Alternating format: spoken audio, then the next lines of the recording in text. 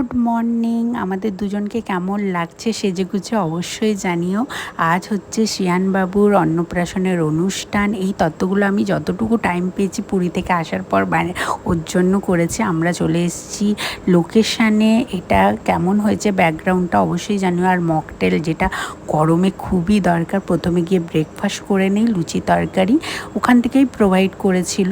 তারপরে এখানটায় হচ্ছে ওর পুরো ডেকোরেশনটা দেখো তোমরা কেমন লাগছে। এখানে সানের জল ওর রেডি হচ্ছে। এখন তো সব কিছুই ফটোগ্রাফার অনুযায়ী হয়।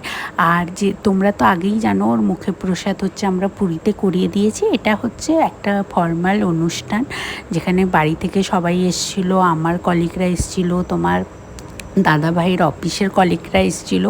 খুব এনজয় হয়েছে সেই দিন। তুলনামূলক একটু গরমও কম ছিল, কারণ আমাদের ফ্ল্যাটের সামনে একটাই কমিউনিটি হল, আর যেখানে এসি নেই।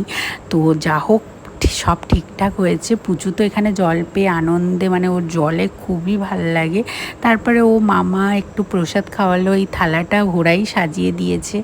তো এর পরের ভিডিওতে বাকি সব ডিটেলস থাকছে, মেনুতে কি কি ছিল সব কিছু থাকছে। তোমরাও পুচুকে আশীর্বাদ করো ও যেন খুব বড় ভালো মানুষ হয়। দেখা হচ্ছে পরের ভিডিওতে।